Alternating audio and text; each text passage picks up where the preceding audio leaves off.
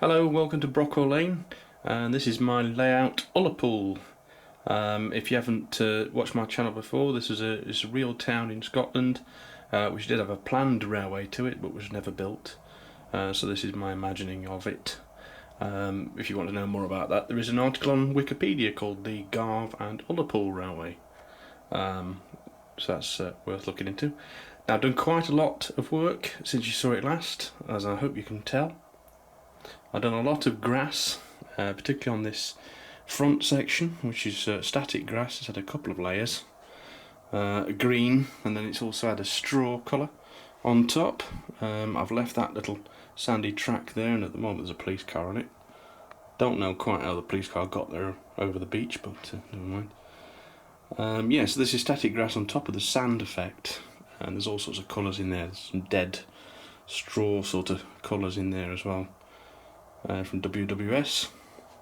We've got a little sign there that says Ullapool, and underneath you can see my DRS depot, which is you've seen before, but it's got a lot of rubbish on it at the moment, so tidy that up. Yeah, I put the signs up. Sankey Scenics, I think these are the Ullapool custom made signs. There's also the little signs on the lamps as well, the totems. You've got some passengers glued down now as well. And all the ballasting has finally been completed and is actually still drying on the back tracks. But that's all done now. Might need a little bit of weathering as well. Some HO style conifers are up at the back there to try and blend in the back seam, which I think works, and I'm going to have to get some more of those. Again, I built up a little bit of land in between the tracks there with the sand, and then grassed on top of it. It makes quite a nice scene, that, I think. The locomotives stood on that old line that used to go to a turntable, which currently, well, I've not done it yet, but it won't be a real turntable. It'll actually be a disused one that's been filled in with gravel and so on, so not sure I'm going to do that yet, but we'll get to that. Yeah, so there's the black gravel around this depot area, which I think looks quite effective. We've got some barrels put there and a pile of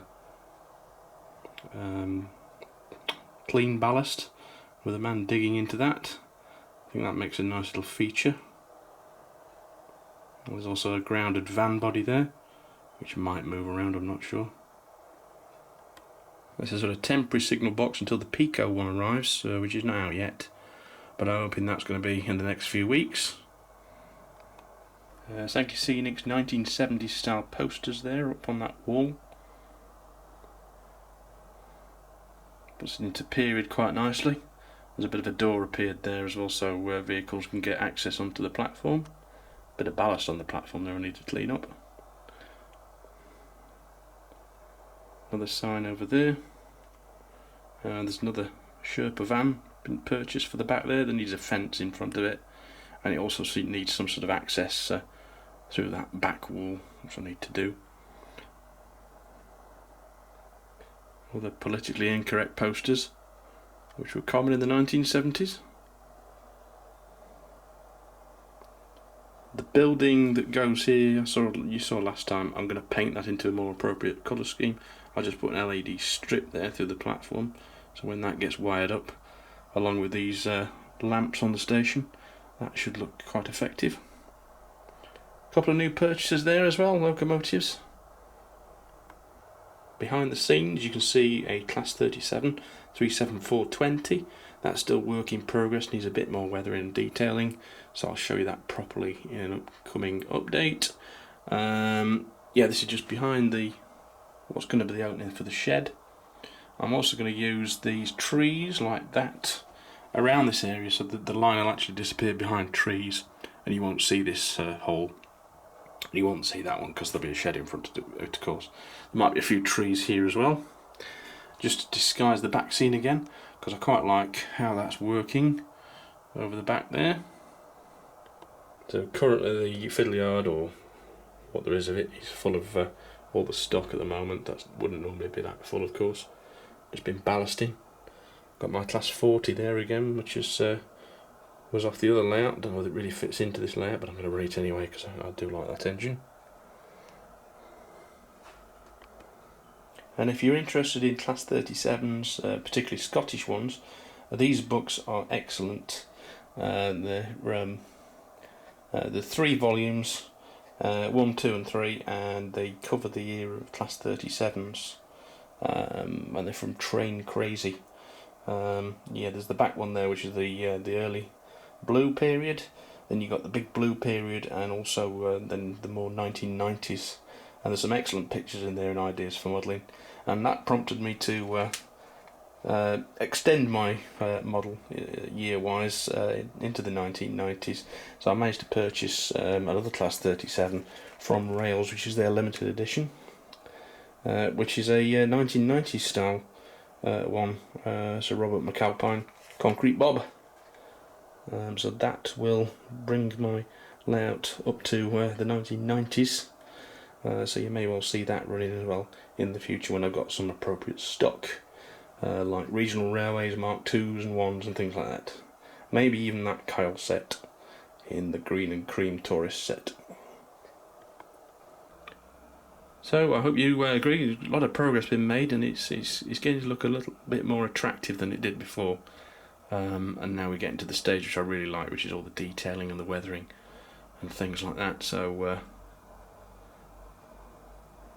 if you've got any comments, comment below.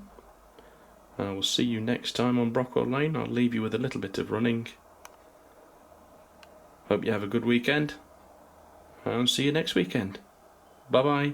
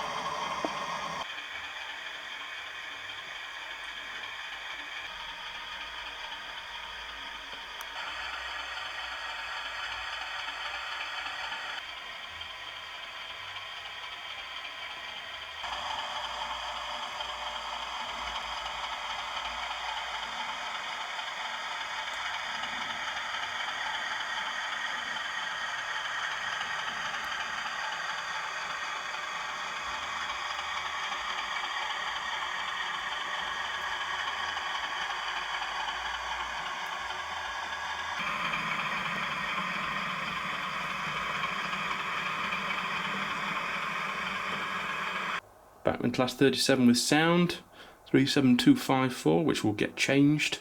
It's going to become 37262, which was a Inverness based Scottish locomotive, and that's going to get weathered as well. So that's pretty much out of the box. I've done a couple of things to it, but that needs work. So I'll show you that. And also a Class 26 in green from Helgen, which is DCC chipped, as they all are on this layout, and that's going to be weathered as well, but that enables me to backdate this layout a little bit to the 1960s, and I've got some maroon Mark 1s to go with that as well, and I'm very much looking forward to the Class 29 when it comes out as well, and that'll be a nice one to go with that.